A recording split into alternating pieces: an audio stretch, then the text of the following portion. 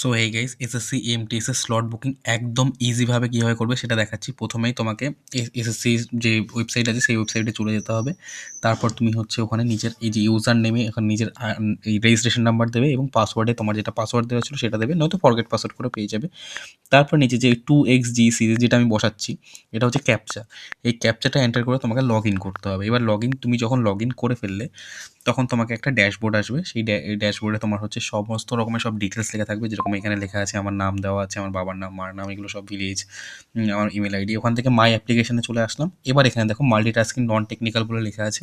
এখান থেকে সিলেক্ট সিটির যে নাম্বার ছিল ওখান থেকে ক্লিক করে, এইটা আমার করা হয়ে গেছে। আমি তবু যখন আমি প্রথমবার যখন করেছিলাম সেটা আমি ওটা রেকর্ড করে রেখেছি, ওটা তোমাদেরকে দেখাচ্ছি ওটা আমি কীভাবে করেছি। তো দেখো ওটা এই যে প্রথম স্টেপ ওয়ানে তোমার এইটা আসবে।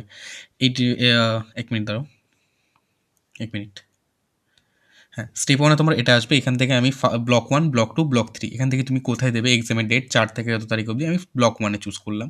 ওটা করার পরে তুমি কলকাতা, বর্ধমান বা দুর্গাপুরের মধ্যে যেকোনো একটা স্লট নিতে পারো।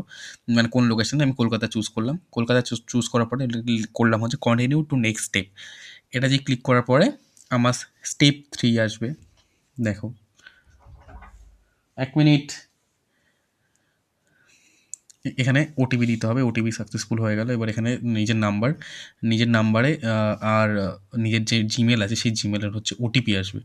তো এখান থেকে তুমি যখন ওটিপিটা দিয়ে দেবে, যেরকম আমি বসাচ্ছি আমার ওটিপিটা আমি দিয়ে দিলাম। এটা আমার মোবাইলের ওটিপি। এটা দিয়ে তোমাকে ভেরিফাই করে নিতে হবে, ভ্যালিডেট অ্যান্ড সাবমিট করতে হবে। এটা করার পর তোমার সাকসেস দেখিয়ে দিল। এবার এই দেখো, your slot selection is already completed, details are provide below. তো আমার ব্লক 1 এ হয়ে গেছে কলকাতা, মুঙ্গের, সিউড়ি বা মালদা, সিউড়ি যাই হোক, এর মধ্যে আমার এটা হয়ে গেছে। তো একদম ইজি, কোথাও কোনো দোকানে যাওয়ার দরকার নেই, একদম ইজি স্টেপে তুমি করে নিতে পারো। মাত্র ৫টা স্টেপ ছিল। তো আর যদি কোনো জায়গায় কোনো প্রবলেম হয় আমাকে এসএমএস করো, আমি অবশ্যই গাইড করবো। চলো, বাই।